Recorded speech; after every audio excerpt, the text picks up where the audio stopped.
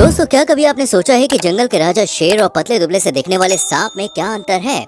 असल में जब शेर या दूसरे शिकारी जानवर हमला करते हैं तो इंसान के पास बचने की थोड़ी बहुत गुंजाइश होती है, वो अपने आप को बचा सकता है। लेकिन सांप जो किसी रस्सी की तरह होता है, वो अगर किसी को प्यार से चुम्मा भी दे दे तो भी उसकी मौत हो जाती है। और जब आपको पता चलेगा कि सांप का जहर हम इंसानों के खून के साथ क्या करता है तो आप बिल्कुल हैरान हो जाएंगे। दोस्तों, आंकड़ों की बात करी जाए तो इस दुनिया में सांप की लाखों प्रजातियां हैं, लेकिन उनमें से चंद हजार ही ऐसे सांप हैं जिनके अंदर जहर पाया जाता है। और उन हजारों सांपों में कुछ गिनती के दर्जन भर सांप ऐसे भी हैं जिनका जहर सबसे खतरनाक है। पर बदकिस्मती देखिए, जितने भी खतरनाक जहर वाले सांप हैं वो सभी हम इंसानों के इलाकों में रहते हैं। असल में सांप के जहर की शुरुआत इसके सलाइवा यानी कि थूक से होती है, जिसका असल काम सांप के शिकार को पकड़ना और उसे पचाना है। दुनिया भर में जितने भी सांप हैं, उनका जहर कितना खतरनाक है ये उनके आसपास के माहौल और उनकी डाइट पर निर्भर करता है। यानी कि सांप अगर खतरनाक किस्म के जीवों को अपना शिकार बनाता है तो उसका जहर भी खतरनाक होगा।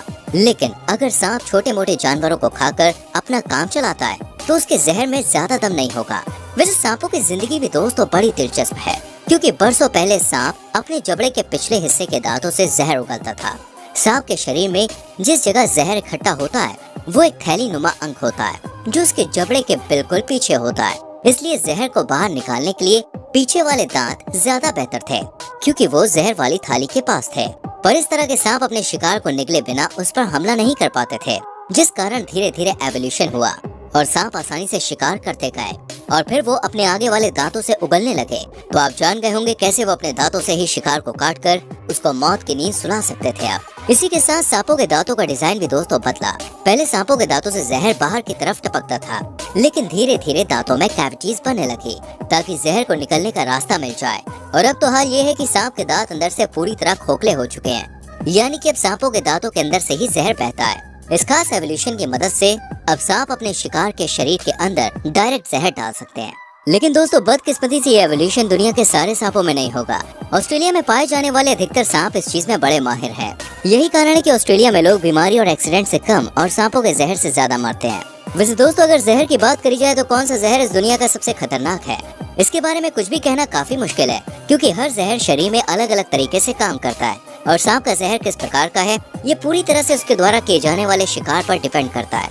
और सांप कौन सा है इस पर भी, उसने किस जानवर को काटा है और कितनी मात्रा में जहर शिकार की बॉडी में पहुंचा है, ये सब कुछ काफी मैटर करता है। वो तो भला हो दोस्तों प्रकृति का कि जिन जिन जानवरों पर सांप बुरी तरह से टूट पड़ते हैं, या फिर कह लीजिए कि सांपों से जिनकी दुश्मनी होती है, उनके अंदर जहर की एंटीबॉडी डेवलप हो जाती है। अब जैसे कि आप हनी बैजर को ही देख सकते हैं, इसके ऊपर दोस्तों किंग कोबरा के जहर का बिल्कुल भी असर नहीं होता। लेकिन सांप भी कुछ कम नहीं है, अपने शिकार जीवों के शरीर में होने वाले इन बदलावों के कारण वो अपने जहर में भी बदलाव करते रहते हैं और समय के साथ और भी ज्यादा घातक होते चले जाते हैं।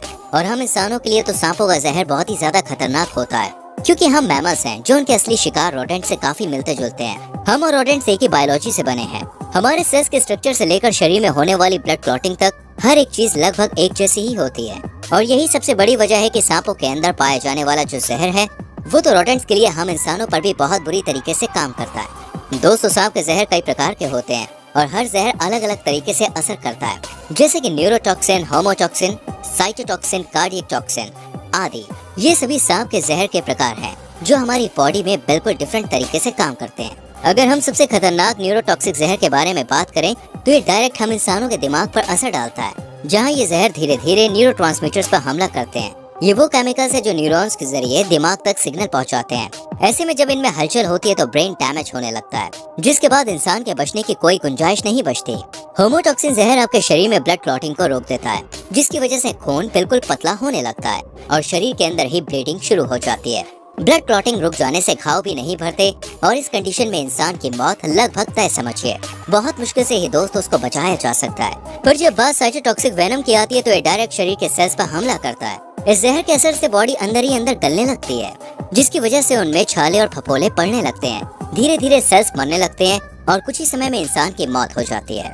अब आते हैं मायोटॉक्सिक जहर पर, जो हमारी मसल्स पर अटैक करता है, जिसकी वजह से इंसान का शरीर पैरालाइज हो जाता है।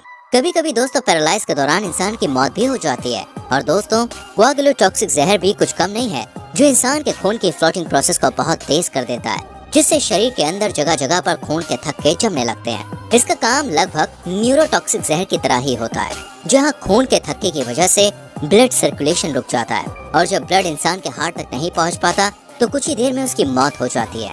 और दोस्तों, जो कार्डियक टॉक्सिक विनम्र होता है वो तो डायरेक्ट हमारे दिल पर ही असर करता है, जिससे जहर फैलते ही इंसान का दिल काम करना बंद कर देता है और कुछ ही समय में वो मर जाता है। पर दोस्तों, सबसे ज्यादा चौंकाने वाली बात तो ये है कि कई सारे सांपों के अंदर अलग अलग तरह के टॉक्सिक कंपाउंड पाए जाते हैं, यानी कि इनका जहर एक से ज्यादा तरीकों से इंसान के शरीर पर वार करता है। लेकिन ये सब होता कैसे है? जब इंसान के खून में सांप का जहर जाता है तो सबसे पहली चीज क्या होती है?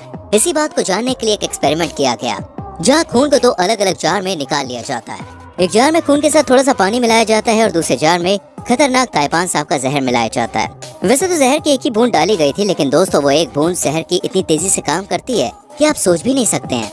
चंद पलों में ही जहर ने अपना असर दिखाना शुरू कर दिया और 3 सेकंड से भी कम समय में खून एक जेली की तरह बिल्कुल सॉलिड हो गया, जबकि दूसरे जार में रखा खून अभी भी लिक्विड था। ये नजारा सच में बहुत ही डरावना था। 200 अधिकतर सांपों के जहर खून के अंदर जाने के बाद खून को गाढ़ा करने लगते हैं, जिसकी वजह से शरीर के हर एक अंग में खून के छोटे छोटे थक्के जम जाते हैं और फिर ब्लड सर्कुलेशन पूरी तरह से रुक जाता है, जिसके कारण इंसान की मौत हो जाती है। लेकिन दोस्तों, सांपों का जहर जितना ही जानलेवा है उतना ही फायदेमंद भी है, क्योंकि सांप के जहर से ही उसका एंटी वेनम बनता है, जिसके लिए सांप के जहर को निकालना पड़ता है। लेकिन सांपों से उनका जहर उगलवाना कोई आसान काम नहीं है। ये बहुत ही मुश्किल काम होता है, जिसे करने वाला इंसान बस मौत के दरवाजे पर खड़ा होता है। इसलिए सांप के जहर को निकालने का काम हमेशा एक्सपर्ट्स ही करते हैं, जहाँ सबसे पहले तो दुनिया भर के अलग अलग सांपों को लैब में इकट्ठा किया जाता है और फिर इन्हें अलग अलग जगह पर बंद करके रखा जाता है।